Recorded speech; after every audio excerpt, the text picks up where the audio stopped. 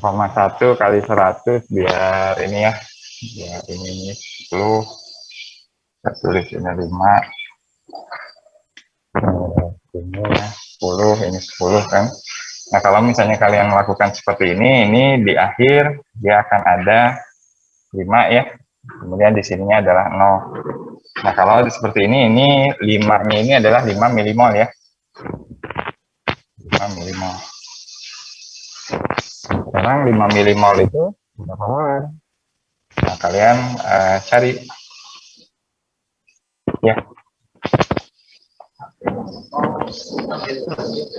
Oke. Ada yang ambil HP-nya?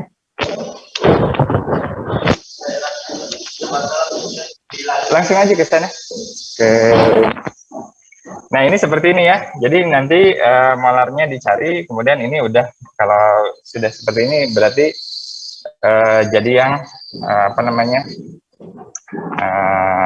pengaruh ion senama ya.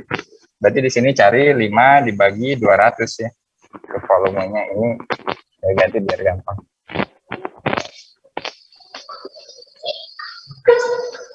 0,2 liter. Ini 5/200 molar kan. Nah kalau udah seperti ini ya sudah, kita masukkan ke yang kedua, PbI2 ya enggak.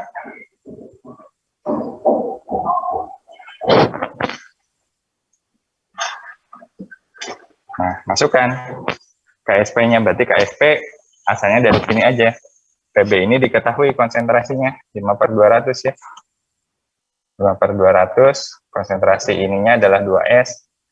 Nah, S-nya udah ketemu kan? Bisa ketemu. Masukkan rumus. Rumusnya yang mana? KSP sama dengan 5/200 kali 2S kuadrat. Kalian cari S. S sama dengan ini dibagi 4 ya, 5/4 kali 200 akar. Nah ini kelarutannya yang baru, gini kan ya, untuk kelarutan itu. Itu saya rekap secara cepat ya. Nah sekarang yang masalah dengan saya bisa pakai ini. Permasalahan dengan kasus ini adalah, nah di sini pertama keterangannya itu kalian punya ion Cu dan ion nikel. Sama mirip dengan kasus seperti ini. Kemudian ditambahkan H2S. Berarti apa yang terjadi? Nah, kenapa kemarin itu saya susah banget memikirkan masalah itu. Nah, jadi kita lihat dulu reaksinya di awal.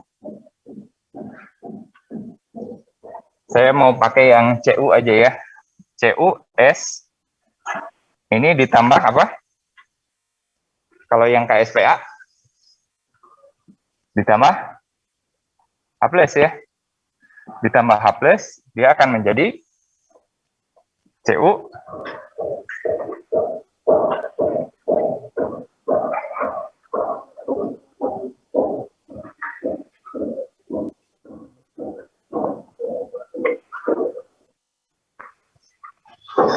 jadi Cu 2+ ditambah H2S.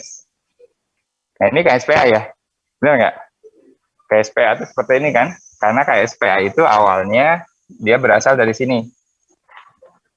Ini saya mau tanya yang daring masih kebaca? Masih bisa ya, yang ininya kebaca ya? Oke, berarti caranya ini lumayan. Nah, KSP untuk ini agak mungkin nggak runut juga ya. Nah, sekarang untuk CuS, untuk KSP, ada dua KSP, dua jenis KSP.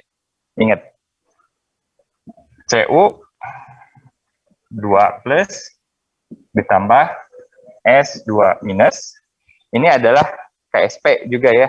Tapi ini adalah KSP boleh dibilang edisi lama. Tapi sebetulnya kalau kalian ya tulislah KSP ya, KSP gitu. Nah, ada juga kalau misalnya KSP, karena misalnya KSP itu kan dalam air ya, jadi kelarutan, makanya dituliskan lagi bahwa S2 minus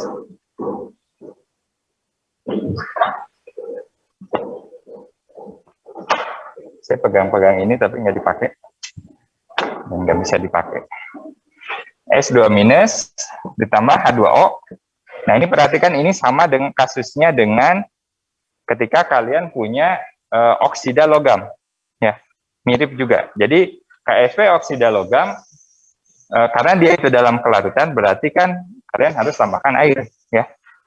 Jadi untuk KSP ini apa yang terjadi?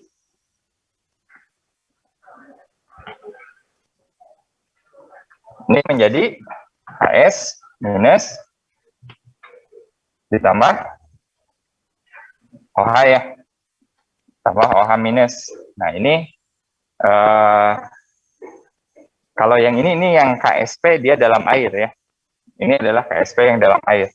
Kita tahu ini nilainya adalah apa ini? KB ini.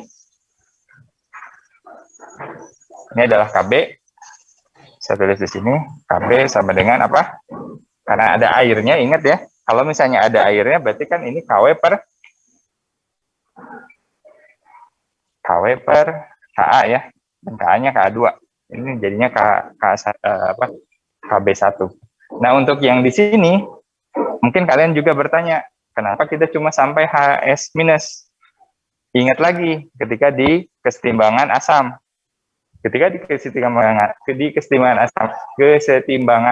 asam, kita ingat bahwa Ka1, Kb1 selalu lebih kuat, jauh lebih kuat dari Kb2.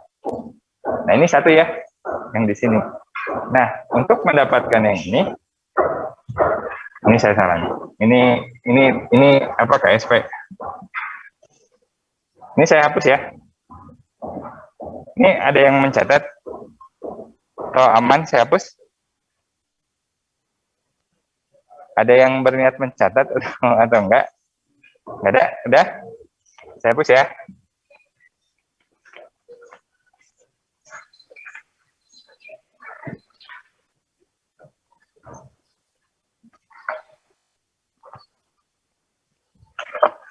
Oke, nah untuk yang kasus di sini, ini tuh KSP. KSP-nya tinggal kalian gabungkan saja. Kalau di sini ya, CuS ditambah H2O, Cu2 plus ditambah, kalau ada koefisien yang kurang benar kasih tahu ya, tambah HS minus tambah OH minus. Nah, ini KSP yang baru ya. Nah, kalau kalian lihat ya di salah satu pertanyaan di sini, mungkin saya nggak akan bahas lah ya. Nah, ini ada yang menanyakan konsentrasi S ya. Nah, itu sebetulnya saya lupa menanyakan konsentrasi S2 minus atau yang mana gitu ya. Nah, sebetulnya kalian bisa saja pakai KSP ini. Jadi kalian cari dulu KSP ini, nanti dapat konsentrasi S2 minusnya kurang lebih gitu ya. Nah, pada kasus apa namanya yang di atas tadi, dalam kelarutan sulfida dalam asam. Nah, kelarutan sulfida dalam asam ini diturunkannya dari sini. CuS, ini saya tulis yang sama, Cu2 plus tambah S2 minus. Nah, kemudian di sini S2 minus ditambah 2H plus menjadi H2S. Nah, kalau ini apa? K-nya. K sama dengan 1 per Ka1 kali Ka2 ya. Karena ini penggabungan 2 Ka. Kasus ini mirip dengan karbonat. Nah, sehingga di akhir ini digabungkan, kita punya yang ini. Nah, permasalahannya tadi yang seperti yang saya sampaikan, ketika di awal ini saya hapus ya, yang bawah ini saya mau menjelaskan dua jenis KSP dulu. Dua jenis KSP ini kemarin kayaknya saya kurang benar. Jadi dua jenis KSP untuk sulfida logam atau oksida logam. Ada yang mau mencatat? Sebenarnya ada kan?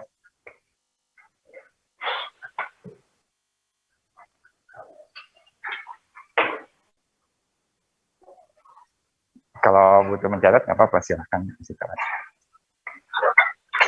Kita agak mundur dikit, nanti kita mungkin harus ngebut di termonya. Nanti kita lihat lah ya.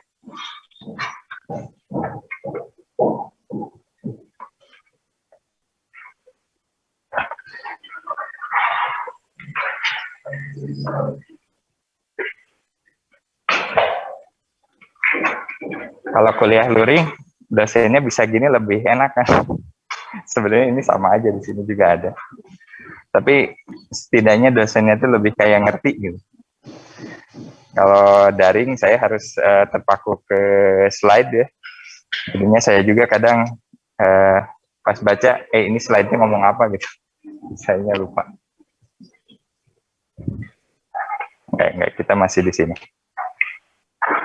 Nah, saya mau kasih lihat dulu permasalahan apa yang ini udah ya. Ini ada kok di ini.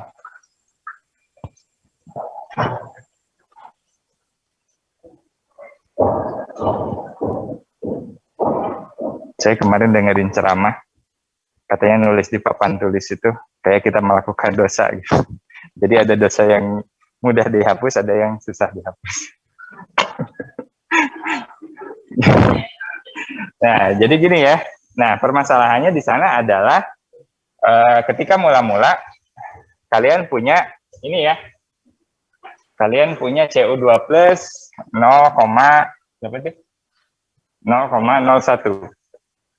Kemudian katanya dia dijenuhkan dengan H2S 0,1. Nah, ini ada masalah dengan ini. Kalau kalian membuat reaksi mencampurkan dua ini, harusnya kan kita masuk ke kategori seperti contoh yang pengendapan PBI2 tadi ya. Nah, logika saya itu kemarin langsung seperti itu.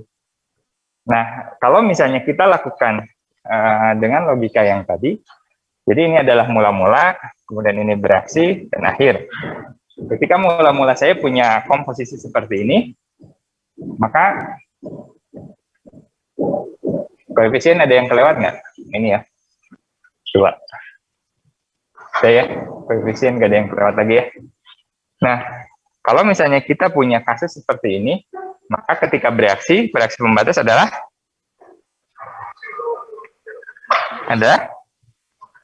CO kan? Berarti ini bereaksi pembatas, dia bereaksi 0,01, ini juga bereaksi 0,01, minus-minus, ya. Sehingga kalian akan mendapatkan, ini akan, ini nggak pas. Ini tersisa 0, kemudian ini tersisa 0,09. Kalian lihat, H plusnya kan karena bereaksi ya. Berarti kan akan dihasilkan 0, ini saya harusnya tambahkan. Ini plus 0,02. Ini juga berarti CUS-nya adalah 0,01 ya. Nah, ini kenapa bisa saya lakukan ini? Karena ini kita jadikan mol pun bisa. Nanti akhirnya ini akan jadi padatan endapan dalam bentuk satuannya bisa dalam gram, bisa dalam mol ya. Kalau di sini kan katakanlah ini awalnya kan molar, tapi molar dalam volume yang sama, ya sama-sama aja ya. Jadi kita nggak terlalu pedulikan. Nah, ini logika yang kemarin saya pakai. Nah, kalau misalnya seperti ini, maka saya melihat bahwa 0, ada H plus itu kemungkinan kan diperoleh ya, ada di awal. Nah, tetapi, nah ini ya, asumsi yang dipakai pada soal ini, ya, soalnya cacat. Jadi saya bisa bilang ini soalnya cacat. Nah, tetapi yang saya khawatirkan adalah nanti ujian itu, saya lihat soal-soal ini seringkali muncul. Nah, asumsi di soal ini adalah kalian punya ini dan punya ion logam dan H2S dalam konsentrasi tertentu ini nanti bisa saja konsentrasinya adalah konsentrasi karbonat ya. Nah, kemudian kalian tambahkan asam. Jadi di sini kalian punya KSPA. Ini KSPA ya. Ingat ya. KSPA sama dengan konsentrasi Cu2 plus H2S dibagi plus kuadrat. Nah, batas atas batas bawah yang disampaikan di soal ini adalah ditanyakan kapan ketika ini awalnya nikel ya. Ini yang nikelnya saya tuliskan aja. Ini Cu, ini yang nikel, KSPA nikel.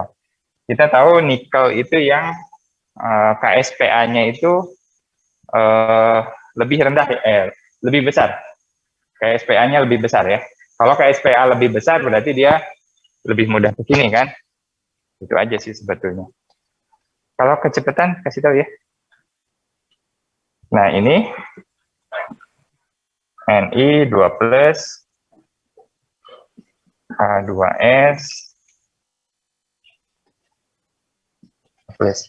Jadi sebetulnya mudah saja. Jadi di sini itu mereka soal ini menginginkan Anda untuk melakukan asumsi. Asumsinya bagaimana? Nah, kemarin saya nggak nyadar, jadi saya agak nggak masuk deh. Berasa kurang masuk akal kalau menurut saya. Jadi asumsinya adalah kalian mau satu kondisi di mana tembaga tetap mengendap. Jadi tembaganya tetap dalam kondisi endapan.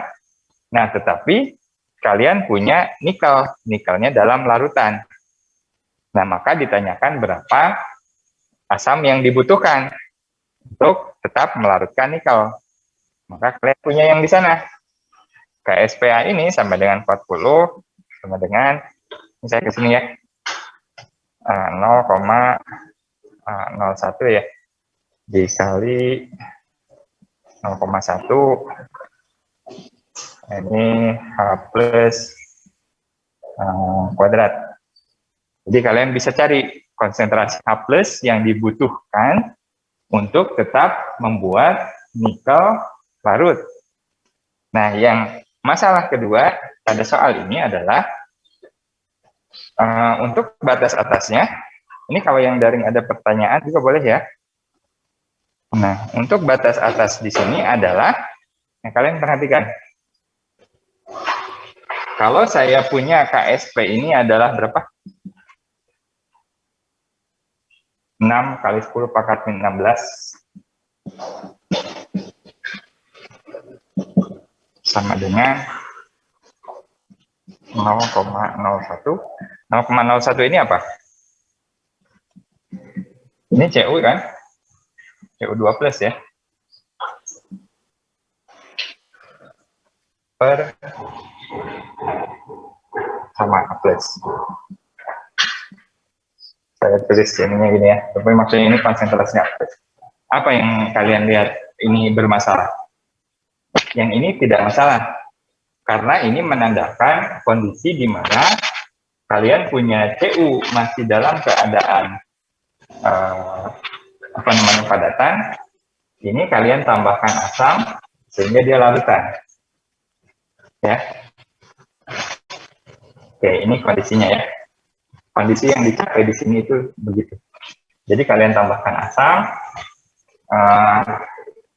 konsentrasi H2S, Ni-nya yang dari soal, kemudian dicari H plus-nya saja. Nah, ini oke. Nah, sekarang batas atasnya, yang mau dicapai di batas atas apa? Ketika kalian tambahkan H plus sampai dengan berapa itu? 10 pangkat 6. Artinya apa? Artinya semua Cu dalam keadaan aqueous.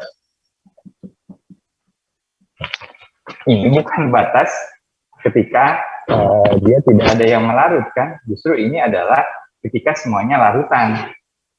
Jadi ini masalahnya, masalah di soal ini. Jadi menurut saya soal ini memang kurang tepat, ya. Nah, tetapi sekali lagi, kalau soal seperti ini muncul, kalian terpaksa harus pakai saja, terima saja seperti ini. Batas bawahnya adalah ini. Ketika CU-nya masih padat, batas atasnya adalah ketika semua CU harus. Ngantuk ya? Nih, di depan ya. Gak apa-apa, gak apa-apa. Harusnya kalian boleh bawa minum kan? Kalau yang senang ngopi sekali bawa minum, nanti minum itu silahkan. Ya, daripada di kelas agak ngantuk-ngantuk. Nah, sekarang saya mau perhatikan nih kalian, ini yang kemarin saya temukan adalah ini konsentrasi, ya. Konsentrasi ketika saya tambahkan H2S, ini kasusnya beda. Jadi pakai logika yang tadi saya pakai, ya. Jadi saya punya ini, saya campurkan. Pokoknya saya nggak mau, pokoknya saya campurkan dengan kondisi di volumenya itu adalah 0,1 molar, ya. Jadi biar gampang. Jadi kalian, ya kalau tadi kan kalian ganti dulu konsentrasinya gitu ya. Kalau ini volume akhir katakanlah, ya. Volume akhirnya seperti ini.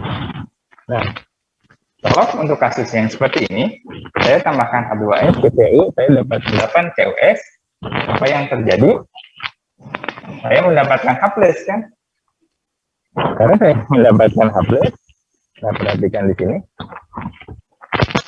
Ini KS, PA, RNI. Dengan yang ini ya. 0,01 kali ini adalah H2S-nya, saya punya 0,09 per, sorry, ini bukan KSPA, ini Q, quotient, kondisi di awal. Ini kondisi di awal setelah saya mengandalkan CIS, ya. Ini quotient untuk nikel 2+, saya punya seperti ini. Nah, kemudian saya punya H2+, 0,02 ya, kuadrat. Coba kalian kalikan, ini hasilnya berapa?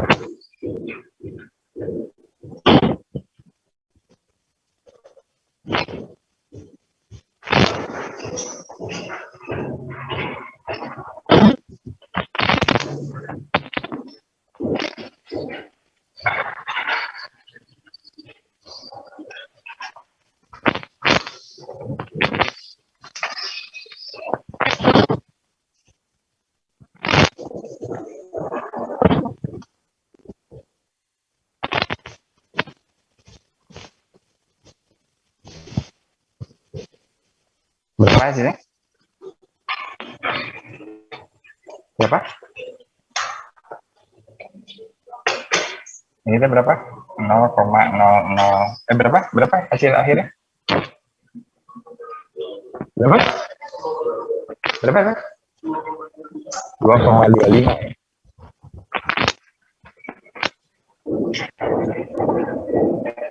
Nah, kalau seperti ini kan baru kita memutuskan bahwa kalau misalnya Q lebih kecil dari KSP, apa yang terjadi? Q lebih kecil dari KSP, ke kanan ke kiri.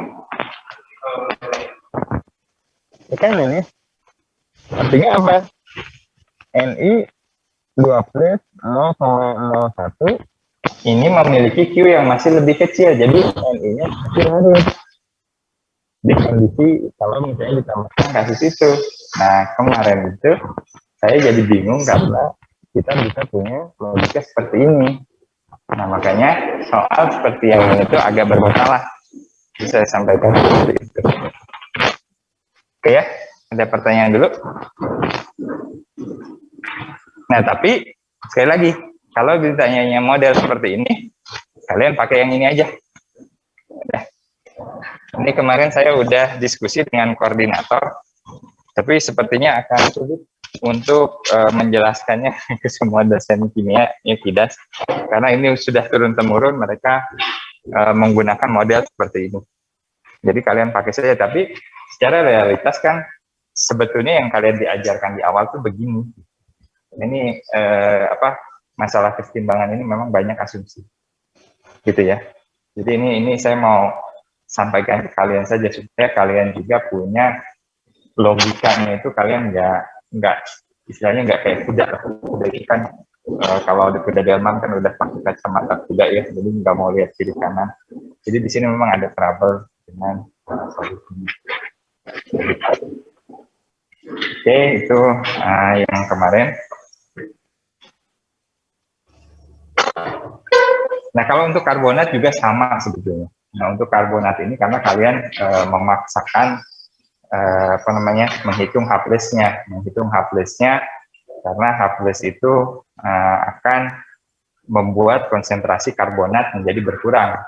Saya kira kemarin saya menjelaskannya masih benar ya. Jadi walaupun mungkin kelihatannya agak ragu-ragu, tapi harusnya sih masih oke. Jadi seperti mirip dengan yang ini, cuma perbedaannya adalah kadar karbonatnya yang dikontrol. Ya. Jadi kalau kadar karbonatnya asamnya makin banyak, berarti karbonatnya kan sedikit.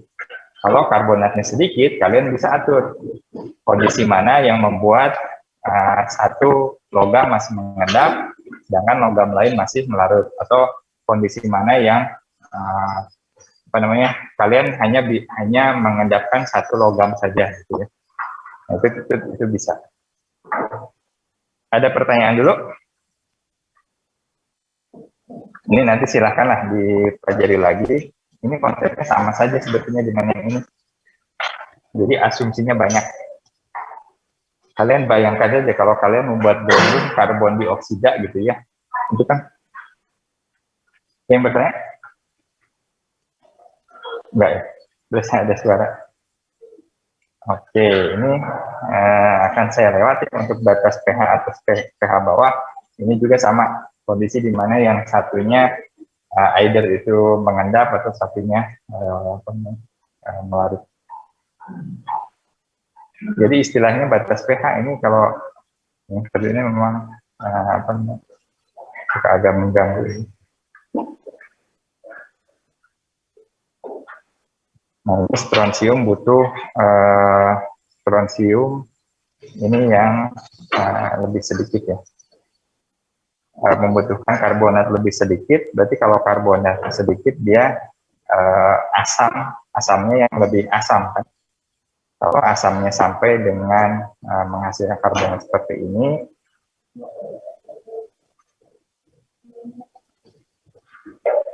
ya itulah ya.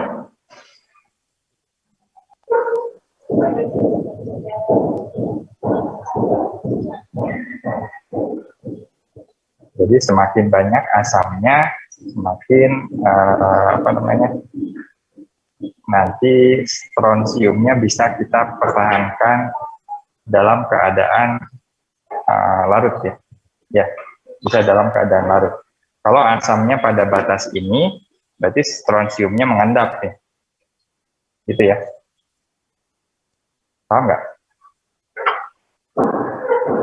Kalau nggak paham, baca lagi.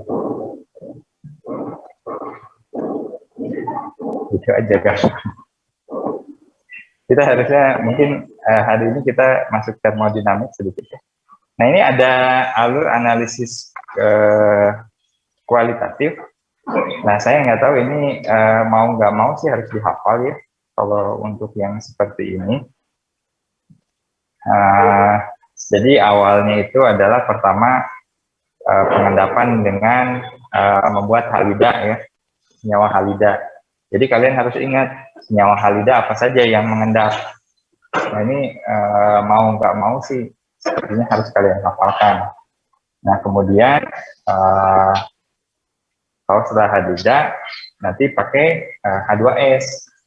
H2S mana yang mengendap. Nah, kemudian nanti mana yang mengendap dalam kondisi asam, mana yang mengendap dalam kondisi basah.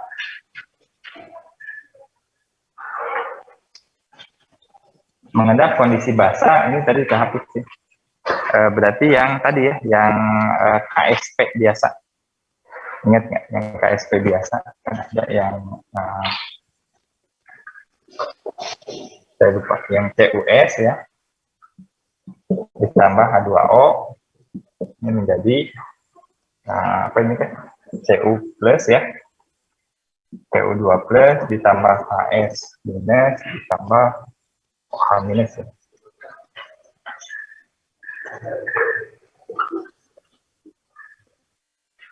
Nah, kalau ini kan mengendap asam ya, diasamkan ya pada kondisi tertentu sih sebetulnya harus begitu. Jadi ini ada dua kondisi seperti ini.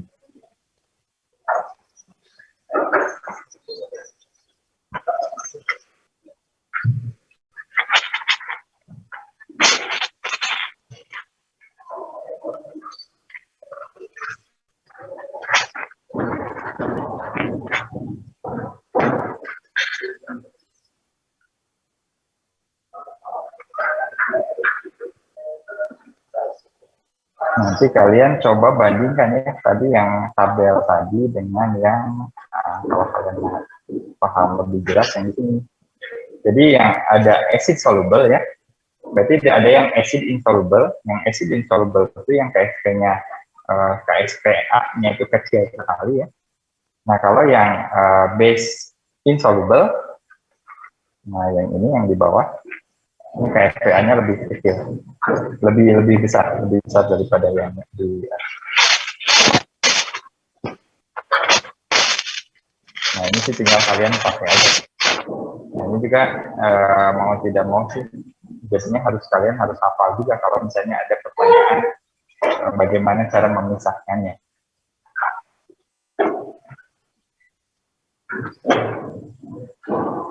Sorry, saya bilang acid insoluble ya, acid insoluble. Jadi kalau tadi acid insoluble ditambahkan asam, dia masih dalam ya gini sih sebetulnya ya. Jadi kan acid soluble, acid insoluble itu melihat nah misalnya dengan Cu dengan Ni. Cu dengan Ni ini KSP-nya ya.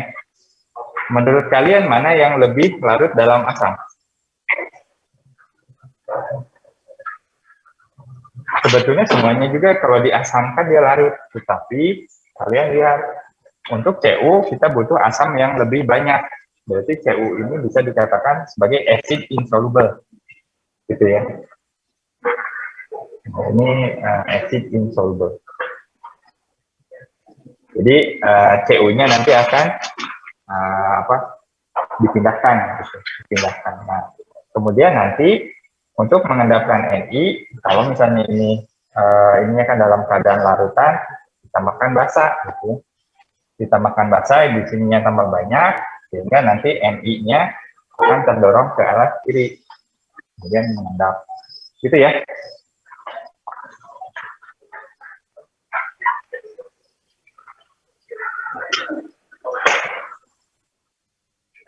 Itu harusnya kemarin, hari Jumat kemarin saya bereskan.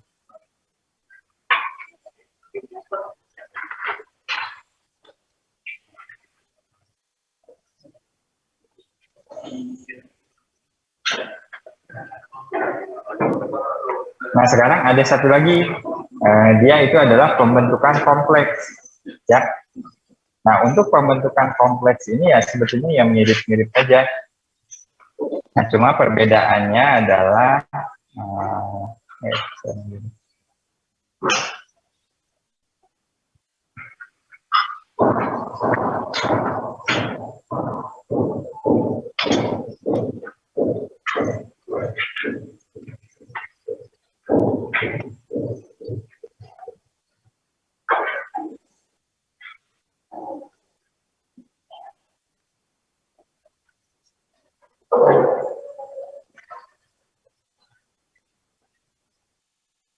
saya langsung ke sini aja ya, yang agak ke contohnya. Jadi kalau pembentukan kompleksnya ini nanti ada tetapan-tetapannya. Harapannya sih kalian nanti akan dikasih tahu ya. Jadi di sini misalnya ada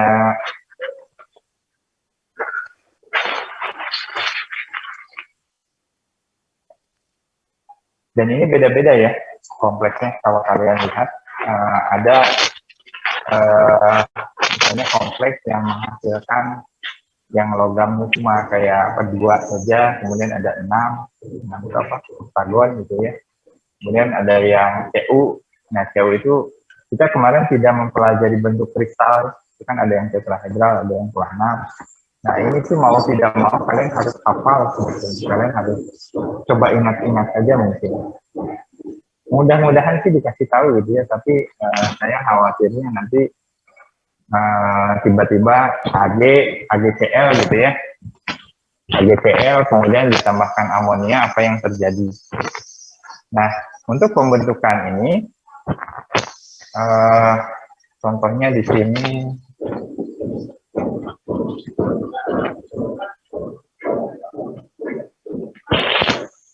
nah, saya punya misalnya apa, AgCl ya. AgCl itu apa? Tadi kan? AgCl ya.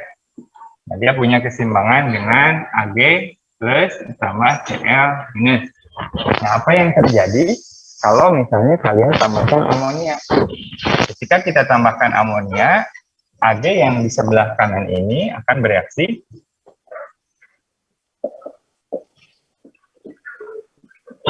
ada keseimbangannya juga. Ini dua, jadi Ag NH3 2 plus. Ya, seperti itu. Nah, ini adalah KSP, ini adalah K-form. K-form ini adalah pembentukan kompleks ya. Ini geser-geser. Ini yang daring masih mendengarkan saya? Masih ya? Ini ininya apa? Earphone-nya kadang geser-geser.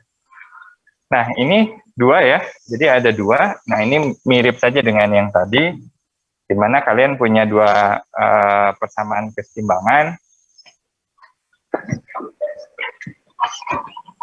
Kalian punya dua persamaan keseimbangan, sehingga ketika digabung, jadi AgCl ditambah 2NH3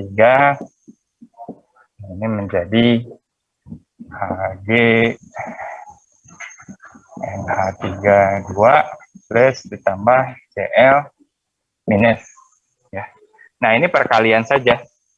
Ini akan menjadi perkalian KSP kali K-form.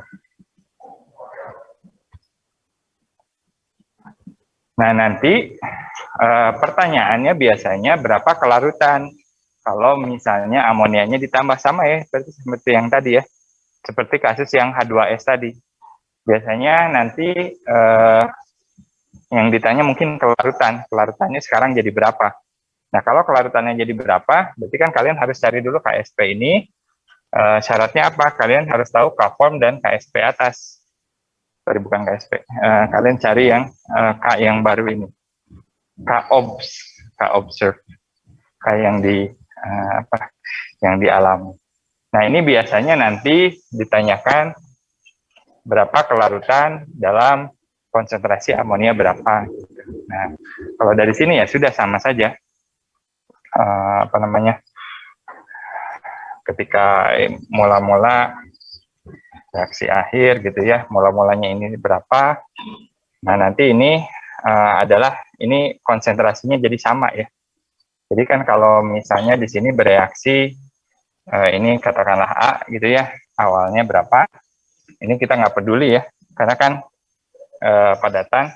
Nah, di sini misalnya katakanlah minus 2x. Nah, maka di sini itu adalah X dan X ya.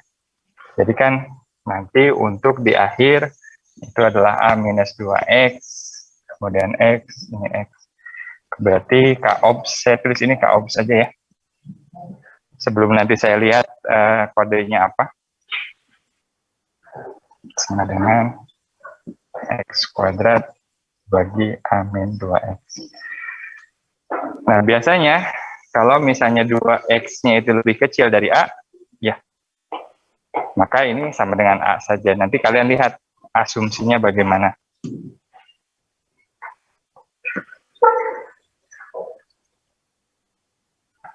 Oh, tulisnya KC ternyata. Dia istilahnya KC. Biar nggak bingung, saya ganti ya KC.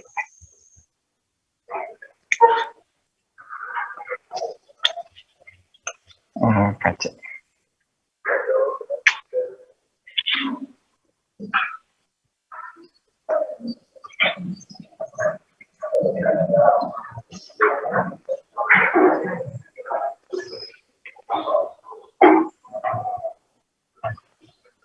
Agak kenceng dong.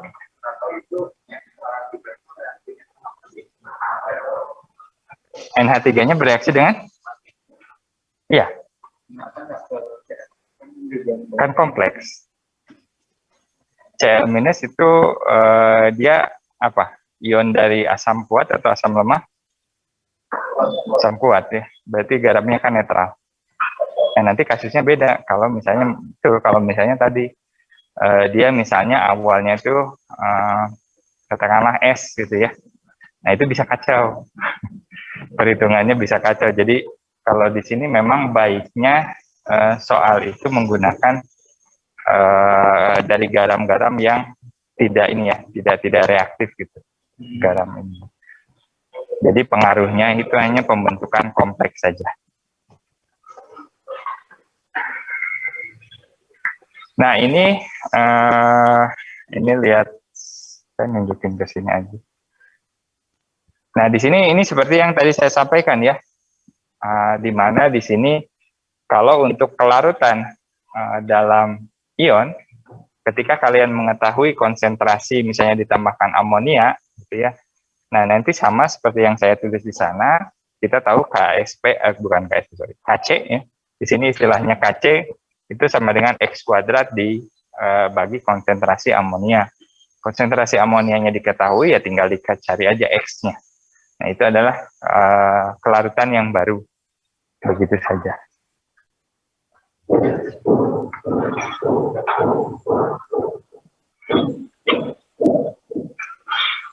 Nah, untuk menjawab pertanyaan yang contoh ini, bukan contoh ya, ini buat kalian sih pekerja. Nah, di sini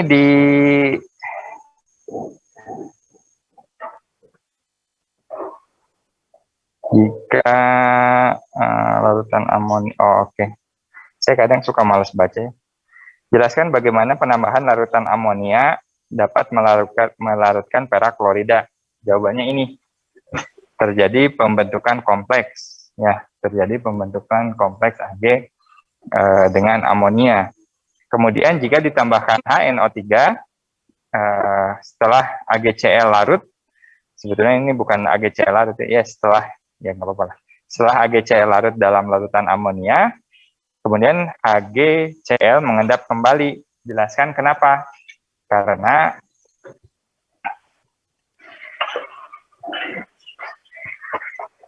karenanya di sini ini kan bereaksi ya. Nah, karena saya mau salah nulis. Karena di sini kalian tahu bahwa H+ bereaksi dengan NH3 menjadi NH4+.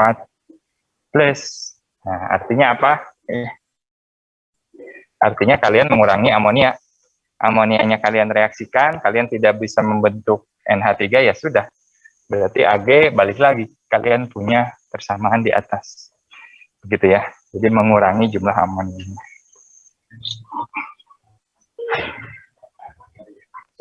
Benar ya? Salah. Nah, untuk yang PBCl ini dia agak ini ya, jawabannya itu adalah karena dia konsentrasi ya. Nah, ini juga agak aneh kompleksnya. Karena kompleksnya di sini, pertama kalian punya endapan PB ditambah 2, jangan gini.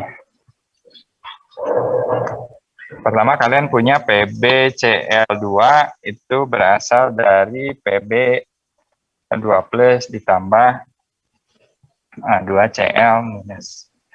Nah, kemudian yang kasus yang kedua adalah di sini kalian punya PbCl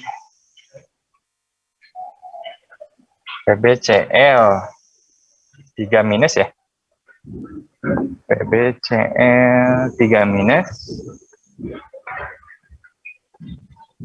Kalian punya kasus Pb 2 plus ditambah 3Cl minus menjadi PbCl 3 minus. Nah, ini persamaannya seperti ini. Nah, nanti kalian KSP itu adalah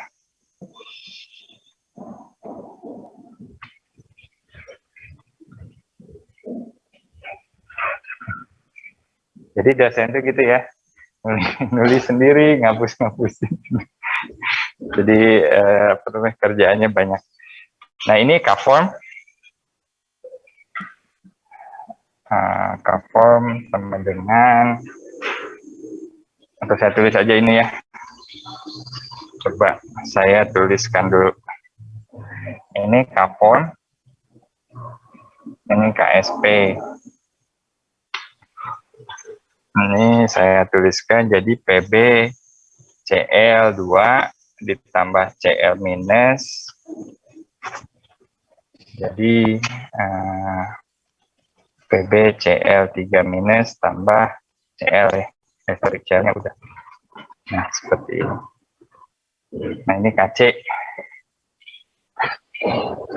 Ini yang solid. Ada yang kelewat nggak?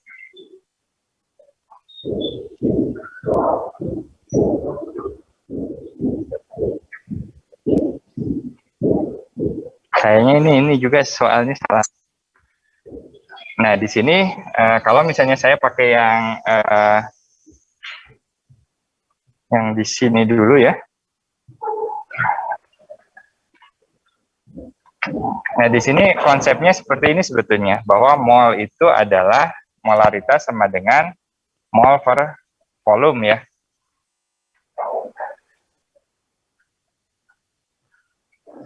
Jadi di sini K-form sama dengan M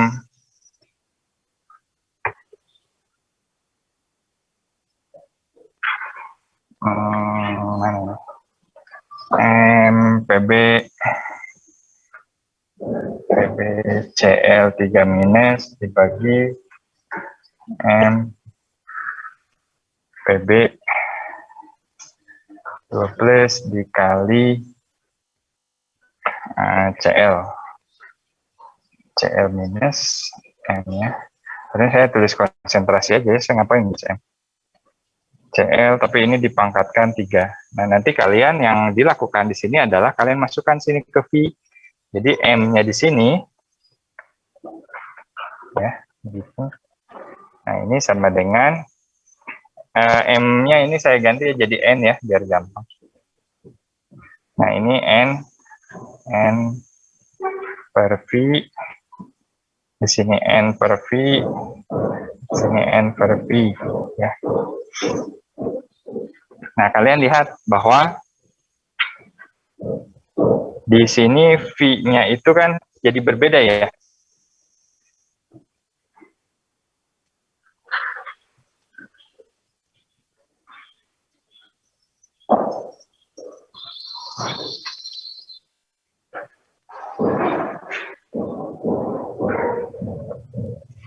Sebentar, kayaknya saya salah ini.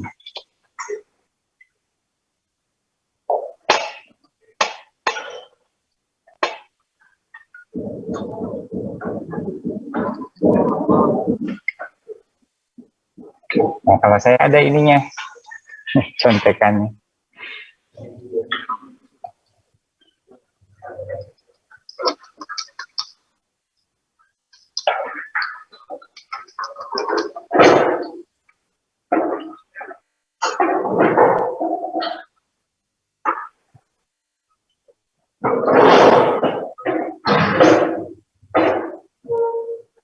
Oh iya benar.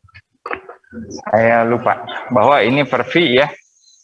Per V karena seperti ini per V ya. Jadi ininya itu adalah V3 kan. Jadi V pangkat 3 dikali N-nya kan semuanya. Yang persamaan N-nya. Sehingga di sini kalian lihat bahwa kalau misalnya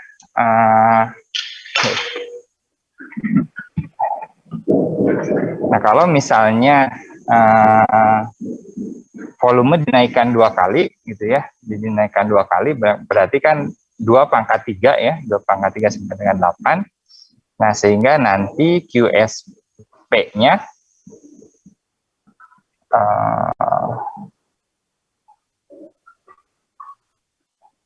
QSP-nya jadi lebih besar dari KSP ya, sehingga kalau ini dia lebih besar sehingga akan terjadi endapan kayak gitu. Nah ini agak konsep sih, tapi ya kadang suka ini juga ya, konsepnya itu kadang suka agak memaksa.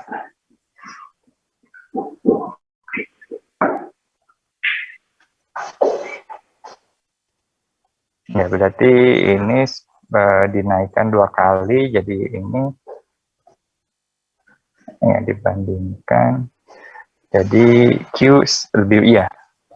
Jadi V-nya diperbesar berarti Q lebih besar dari K-form-nya. Q lebih besar dari K-form berarti ini K-form ya, sebetulnya yang lebih besar di sini kalau V-nya dinaikkan, K-form-nya meningkat ya. Kalau K-form-nya meningkat, ini jadi bukan K-form, di sini Q-form. Q-form yang meningkat ya, meningkat berarti artinya kita harus bergeser ke kemana? Kalau Q-nya besar, kita bergeser ke kiri ya. Nah, kalau bergeser ke kiri, nah berarti kan jumlah PB-nya juga meningkat, otomatis kan KSP-nya juga kan meningkat ya. Jumlah PB dan CL-nya meningkat, otomatis QSP juga lebih besar nanti sehingga endapan akan terbentuk. Nah, sebetulnya itu yang mau disampaikan di sini.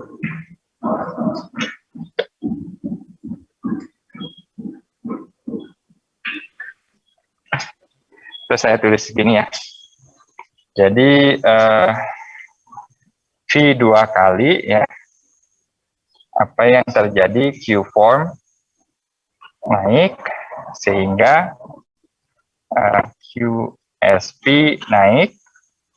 Nah, sehingga terjadi pengendapan. Ya, enggak.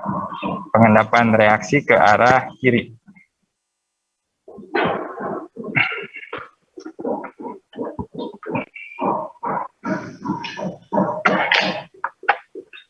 Coba dari kemarin saya ngajarnya gini ya, udah beres. Saya kadang cari penyakit sendiri.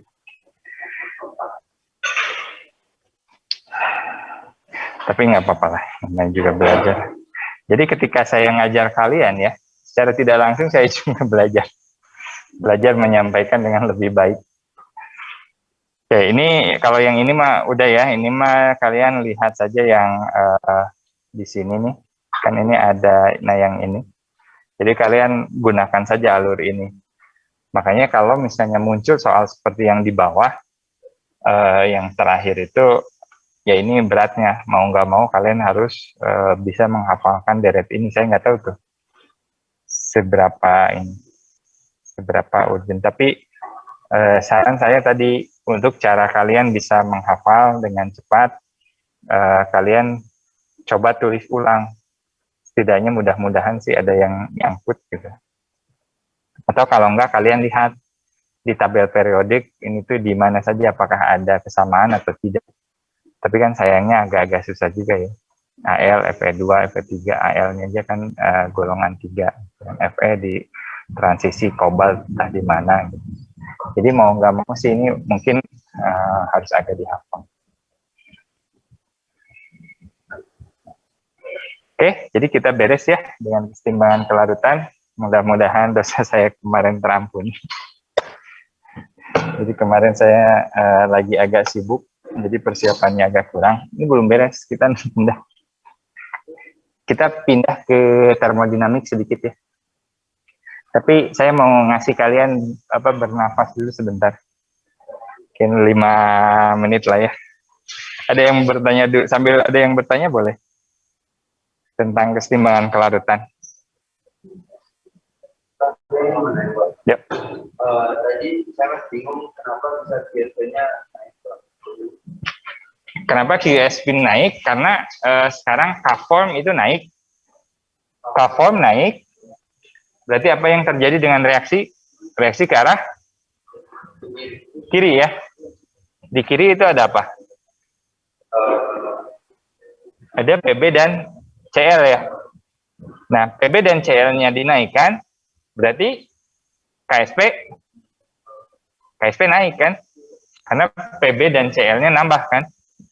Nah, KSP-nya naik, sekarang dia reaksi ke kiri lagi. Gitu. Ini saya salah, maksudnya ini bukan tandanya ini ya, tapi maksud saya mengendap. Nah, ini mengendap maksudnya turun jadi S. Nah, jadi S tambah banyak. S-nya harusnya naik sih. Gitu ya. Jadi apa namanya? Katastrofik. Jadi reaksinya kayak reaksi domino.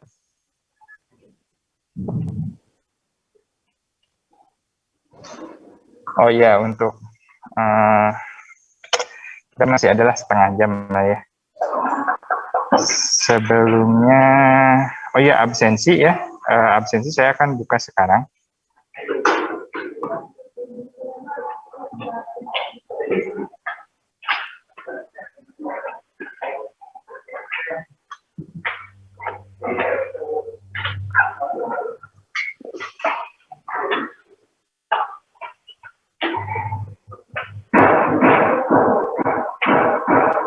Sekarang itu tanggal berapa sih? 23 ya?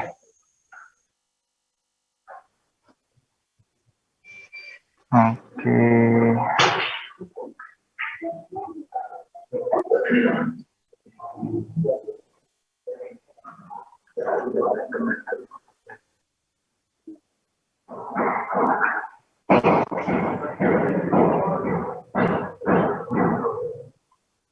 Ini saya buka sampai 11.50 aja ya. Silahkan. Absensinya silahkan ya diisi ya.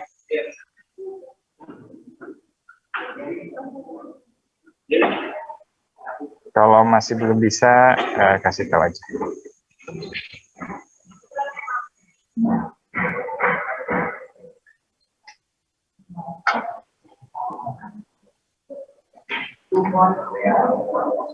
Salah. Saya nggak mau pakai yang ini. Itu termodinamikanya agak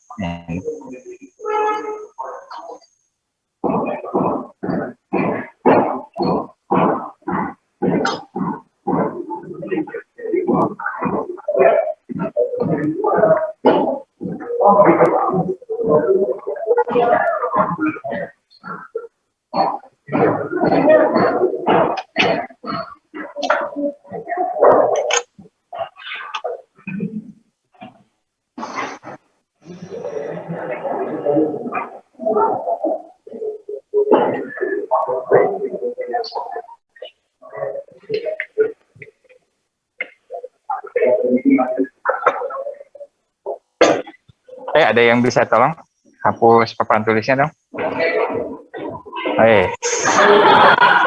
Mantap. Nggak apa-apa, jadi ibadah.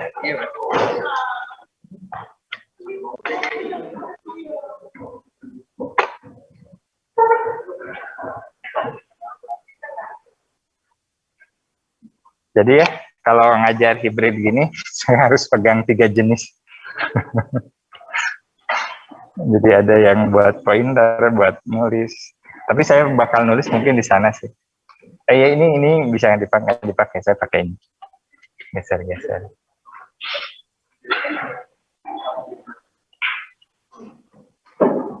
Oke, makasih. Saya sambil duduk dulu ya.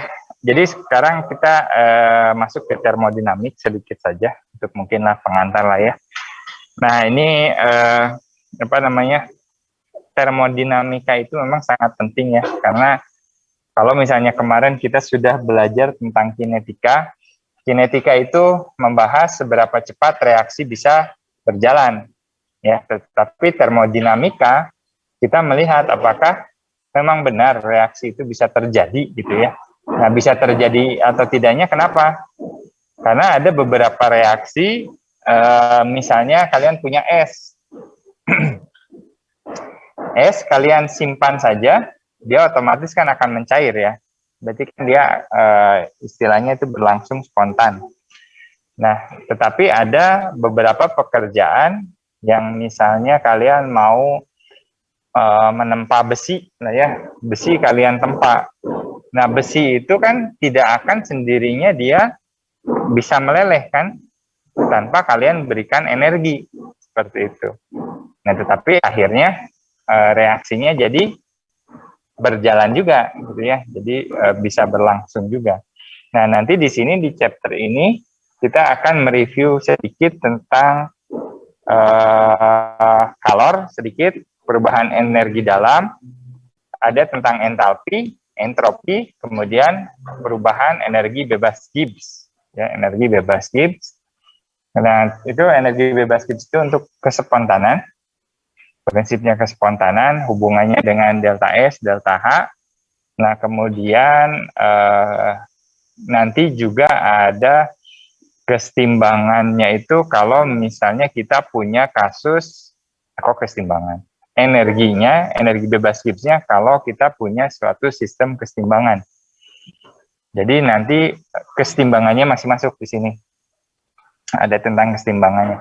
Nah, nanti jangan buru-buru dilupakan ya, makanya tentang kesetimbangan tadi, karena nanti di bagian elektrokimia pun ada, ya. Karena nanti terkait konsentrasi kesetimbangan itu panjang. Oke, jadi saya sambil duduk lah. Teorinya dulu.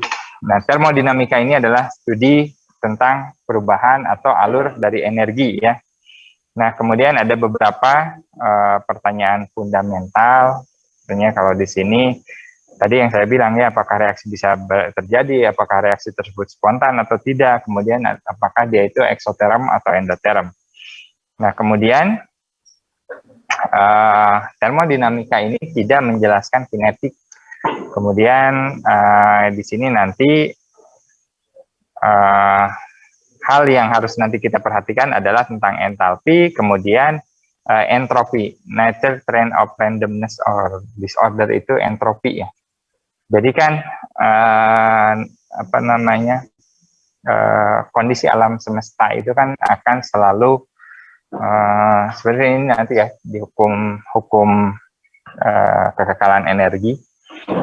Jadi kecenderungan dari alam atau semesta ini adalah untuk menjadi tidak teratur. Kondisi tidak teratur itu biasanya ya lebih bebas gitu ya, lebih diinginkan.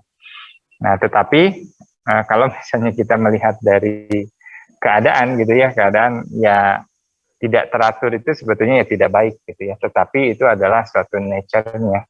Jadi makanya nature dari manusia sendiri itu adalah ya kalau misalnya kita tidak punya aturan, ya kita pun sama saja, kita mengikuti hukum kekekalan energi, bukan kekekalan energi, hukum termodinamik ya, itu akan menjadi tidak teratur seperti itu. Nah, di sini kemarin kita sudah lihat tentang hukum termodinamika pertama ini tentang internal energi delta E. Nah, kemudian delta E ini kita juga tahu dia itu adalah energi yang dari energi kinetik dan energi potensial. Kalau misalnya dari reaksi itu adalah produk dari reaksi. Nah, apa namanya, simbolnya kalau misalnya dia positif berarti dia ada energi masuk, negatif itu energi yang keluar. Nah, kemudian delta E ini secara real apa yang bisa kita rasakan gitu ya, itu adalah dari kalor ya, heat itu Q itu kalor dan kerja ya, di mana delta E ini merupakan penjumlahan dari kalor dan kerja. Nah, kemudian ini kondisi-kondisinya. Jadi kalau misalnya Q itu diserap, berarti energi sistemnya meningkat, tapi berbeda ya kalau misalnya kerja itu sama ya kalau di sini. Jadi kalau misalnya kerjanya itu on, jadi sistemnya diberikan kerja ya, diberikan kerja. Nah, ini memang kadang kalau dalam fisika ya, kalian mungkin harus agak hati-hati juga karena terkadang di fisika itu agak berbeda simbol kerjanya. Jadi W-nya itu posisinya itu kalau nggak salah suka agak berbeda ya. Itu kesepakatan saja. Jadi itu memang kesepakatan yang berbeda antara orang fisika dan orang kimia. Nah, hukum pertama termodinamika ini atau hukum kekalahan massa tadi yang saya sampaikan, energi tidak bisa diciptakan atau dihancurkan, tetapi energi itu bisa berubah bentuk. Jadi kalau dari kinetik menjadi potensial, kalau dari kimia bisa jadi elektrik atau mekanikal, sama saja ya. Jadi ya sama-sama saja. Nah, ini energi itu bisa diharness, bisa diambil. Nah, kemudian ya contohnya kan kalian punya motor ya. Nah, motor kalau atau ini dulu deh, apa namanya, mesin uap gitu ya. Mesin uap itu kan sebetulnya dari awalnya kan dari reaksi kimia kalian penguap ya, perubahan fasa atau lah ya. Jadi kalian cuma mendidihkan air menjadi gas. Tapi sebetulnya kan kalian menambahkan energinya dari apa? Dari pembakaran kan. Jadi sesuatu yang kalian bakar, pembakaran juga kan reaksi ditransfer ke air, airnya ditransfer ke mekanik seperti itu. Atau kalau misalnya sekarang di kelistrikan kendaraan tidak hanya sebagai gerak tapi juga sebagai elektrik. Nah, itu bisa saja. Jadi energi itu bisa dipindah-pindah. Nah, ini tadi delta E sudah.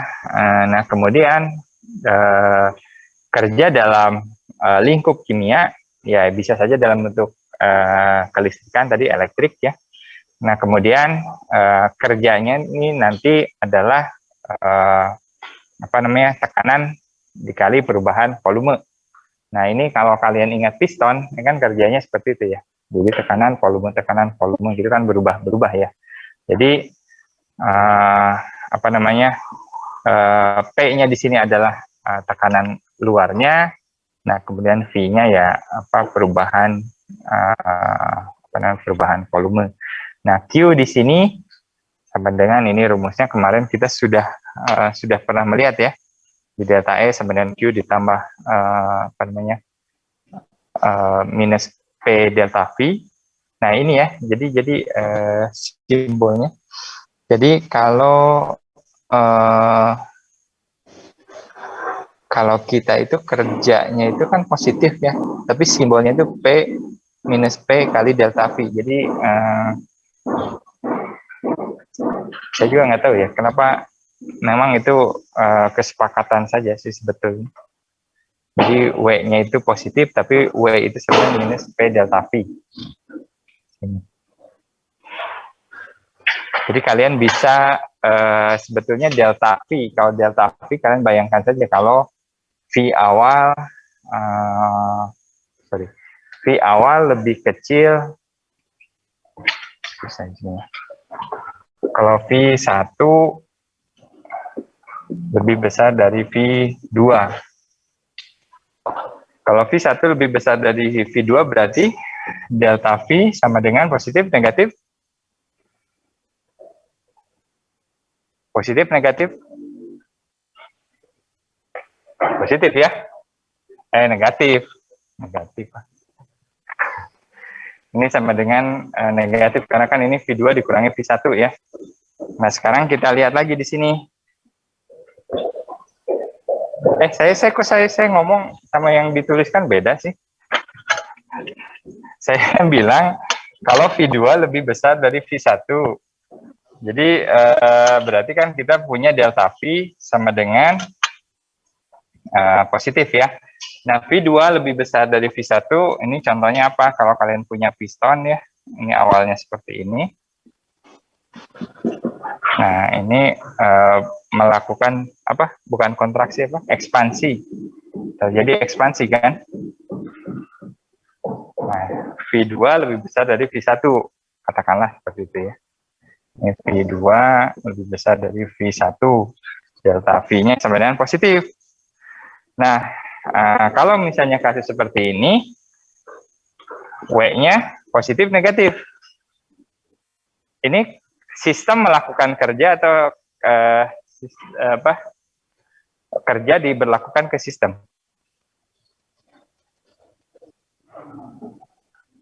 Biasanya kalau ini reaksi, katakanlah CH3 tambah O2 ya, ini kan menjadi apa?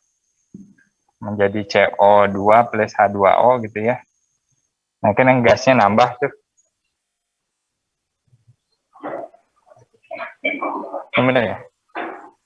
Nah, mungkin ini kalau ini pokoknya maksud saya adalah di sini reaksi yang jumlah gasnya bertambah gitu ya.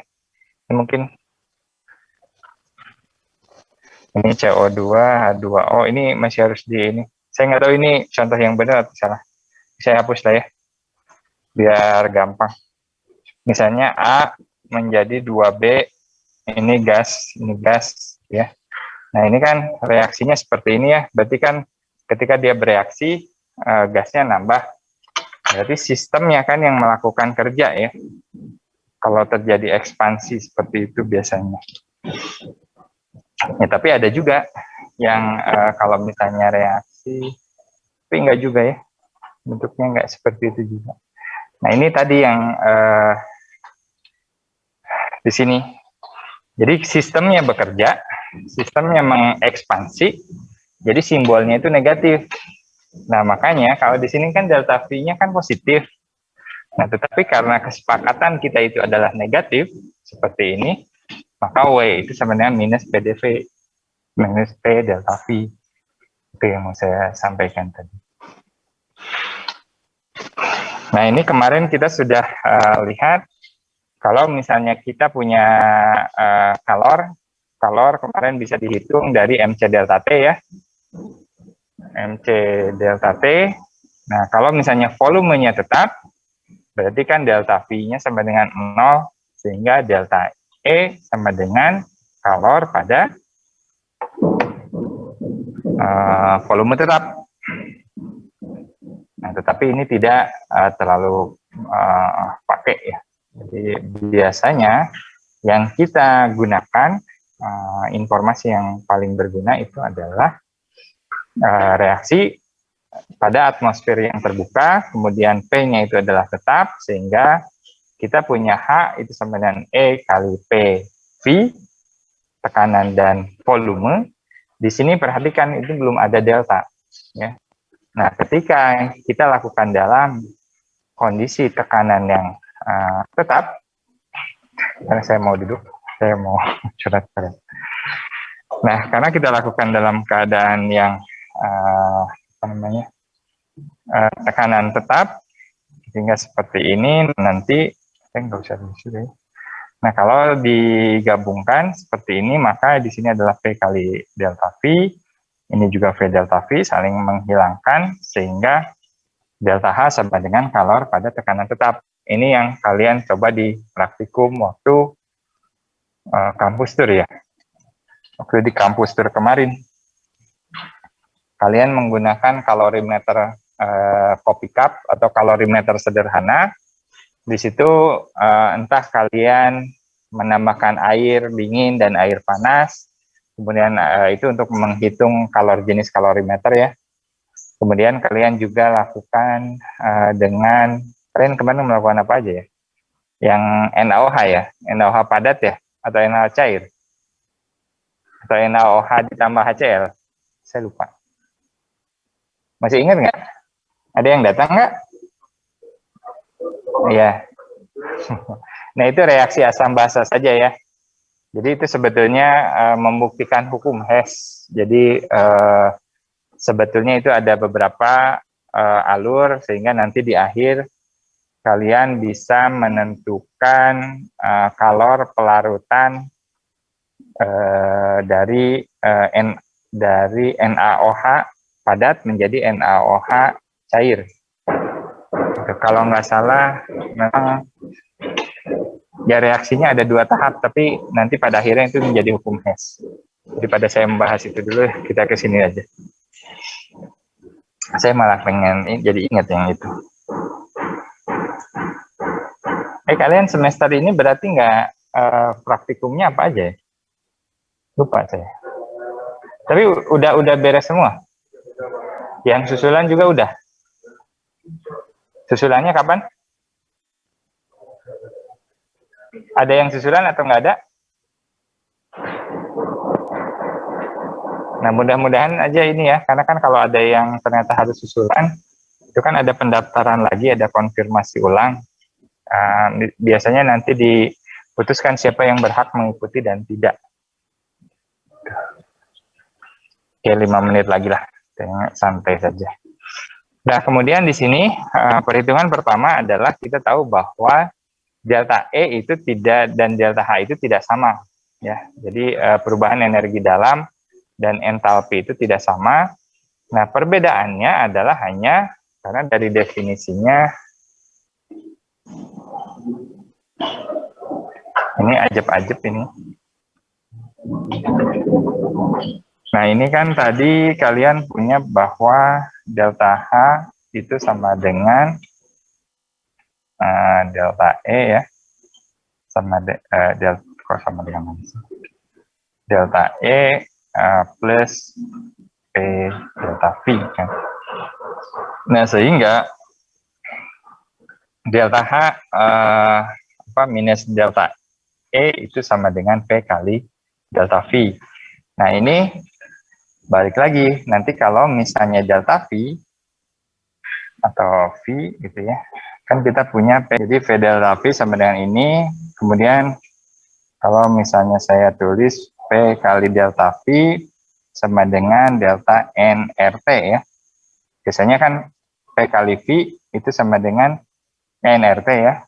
Nah, kemudian kalau misalnya V sama dengan nRT per P ya. Nah, berarti di sini yang berubahnya kalau misalnya dia pada tekanan yang tetap, yang berubah R dan T kan biasanya dalam suhu yang tetap dulu ya. Jadi V delta V itu bisa jadi delta N RT R per P R per P seperti ini. Nah, di sini karena kita bisa ubah dia menjadi delta N, sehingga kalau kita punya 2 reaksi, nah kalau misalnya ada reaksi, dalam reaksi tadi A menjadi B, ini harus dalam gas ya. Kemudian di sini ada koefisien 2, nah ini delta N ini sama dengan delta N-nya sama dengan biasanya 2 minus 1. Di produk pereaktan. Oke, kita lanjut dulu yang ini.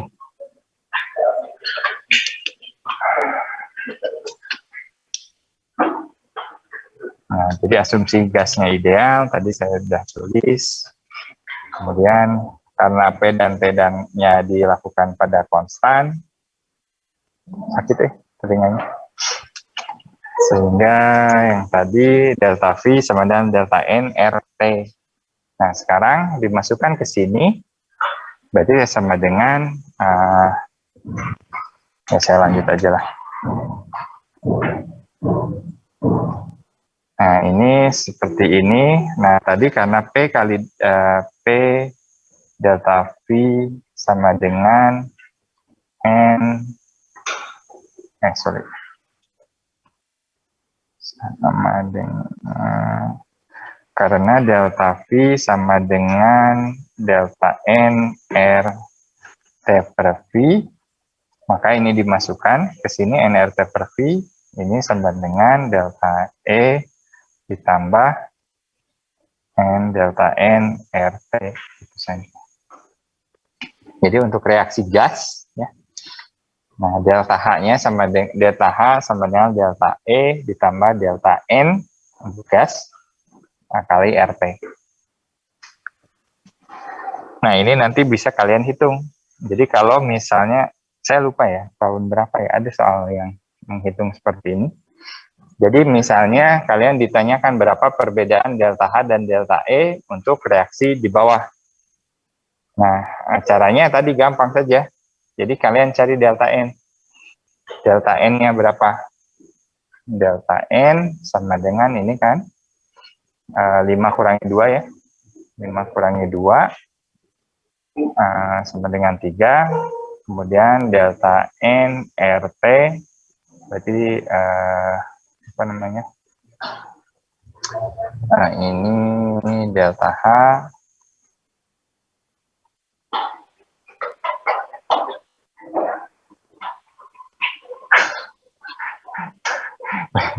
berasa daring jadi terisolasi sendiri gitu.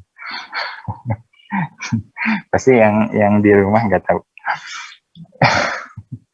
Nah, ini adalah perbedaannya. Jadi ini adalah delta H sama dengan delta E plus NRT. Nah, ini nanti ini saya lupa ya, saya lanjut dulu. Saya lupa apa. Oh, oke. Apa yang ada di sini. Nah, di sini pertama-tama karena delta H itu ada informasi delta HF, jadi pertama kita cari dulu delta HF-nya, delta H-nya. Makanya kalau ini kan kanan kurangi kiri ya. Jadi delta HF produk dikurangi delta HF reaktan, sehingga kalian dapat data delta HF dari tabel. Nah, dari delta H ini kalian nanti akan dapat ke delta E ya. Delta E. Jadi delta H tinggal dikurangi, berarti kan delta E sama dengan delta H dikurangi tadi ya, NRT ya. NRT. Delta NRT kurangi. Nah, kita lihatlah sini ya. Delta H-nya tahu, cari delta HF-nya masing-masing, ini dari data. Delta H-nya tahu, didapat, kemudian dari sini 3 dapat delta E. Nah, kemudian dibandingkan saja berapa perbandingannya. Jadi di sini diperoleh, ini karena ditanyakan persen perbedaan, berarti ya dikurangi saja perbedaannya. Tadi katanya 7,43 dibagi 113 untuk delta H, jadi perbedaannya ada 6,6%. Jadi delta E berbeda 6,6% dibandingkan delta H.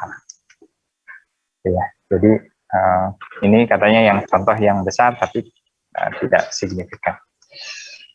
Oke, mungkin ini dulu untuk pendahuluan kita di termodinamika. Kita akan coba, ya mungkin termodinamika ini agak panjang ya, tapi kita coba saja selesaikan mungkin nanti kita harus adjust waktu. Kita nanti lihat lagi kondisinya bagaimana. Oke, saya cukupkan ya kuliah kita hari ini. Saya tutup dengan ucapan alhamdulillah. Wabillahi taufiq wal hidayah. Wassalamualaikum warahmatullahi wabarakatuh. Ini nggak dijawab salamnya? Kan kalian nggak lagi daring. Masa yang nggak daring ya? Oke, yang ini saya tutup ya.